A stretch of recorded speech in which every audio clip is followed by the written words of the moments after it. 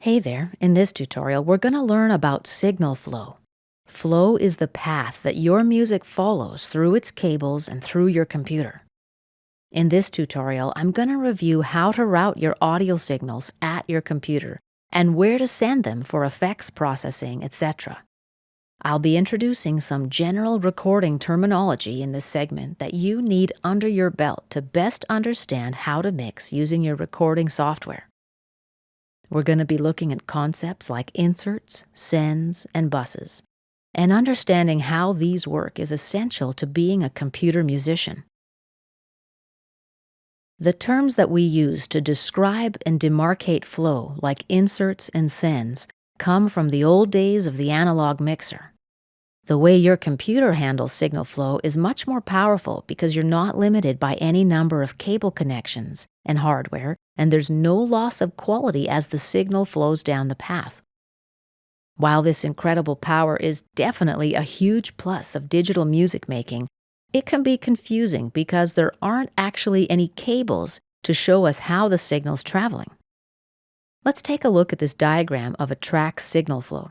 First, we've got the input. This is your live audio source, like a mic or a guitar, or an audio file that you imported. Next, we have what's called the insert. An insert is pretty much what the name suggests. It's an interruption of the signal flow. An insert is the very next thing your signal's going to hit. Most DAWs support multiple inserts, as well as the option not to use them if you don't need them. Order does matter. The changes in sound you get from one insert affect the next stop in the signal flow. After this, the signal goes to the track's volume control. You adjust this with the fader in the program's mixer window. Once you've adjusted the volume, you can use the pan control, a slider in the mix window, to adjust the signal's position between the left and right speakers. Let's talk a little more about inserts. You'd use an insert anytime you want to process the entire signal in some way. This is the most common way to apply volume boosting or frequency optimization or equalization, EQ. Inserts aren't the only way to route audio. You can also use something called sends. While an insert interrupts the signal's path, a send copies the signal, sends it out for effects processing, and then routes it back. Remember, because it's in digital format, the copy is just as high in quality as the original. There's no degradation.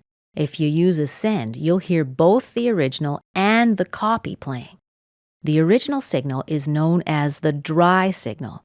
The copy, the one with the effects, is called wet. This diagram here shows a track signal flow with sends.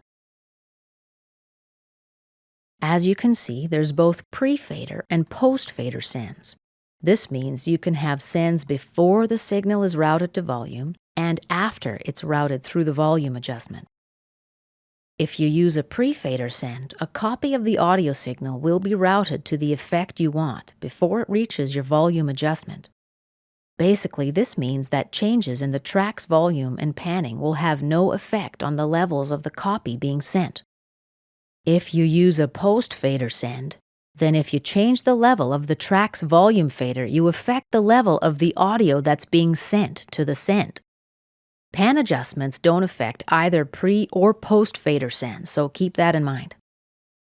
So to recap, both the original signal and the copy are present in the original mix. Software like Pro Tools lets you set how much of the signal you want to go to the send. Sends are good when you want to combine an affected signal, that's called the wet signal, with an unaffected signal, that's called the dry signal. Sends are also good for when you want to apply one effect to more than one track. So let's say I want reverb on a few of my tracks. Instead of inserting the effect onto each track, which takes way more computer processing power and also can sound quite muddy, I activate a send on the tracks that I want to reverb. After I do that, I send them to a single location in my session where the reverb resides, and that's called a bus. We're going to be talking more about buses in a moment. In this diagram, I've routed 4 tracks to a reverb effect via a post-fader send. So what happens is that I only need one instance of the reverb plugin, and it's way easier for my computer to handle. I mentioned the word bus a moment ago, and you might be thinking, what's a bus? It's not a big car that carries people. A bus is like a virtual audio cable that carries a signal from one point to another inside your software. Because it's virtual, you can do things with it that you can't do with physical cables, like, for example, route many signals to one destination, as you see in my diagram. Also, virtual buses don't bring any noise to your audio. There's no degradation of the signal. However, they can seem confusing because they're virtual, and hence it may be hard to wrap your brain around their immensely concrete potential. You can use buses individually, in stereo pairs, or multi-channel groups. Buses are a very flexible and convenient way to connect your signals together inside your computer. And this concludes our tutorial about signal flow. In our next lesson, we'll be learning about volume.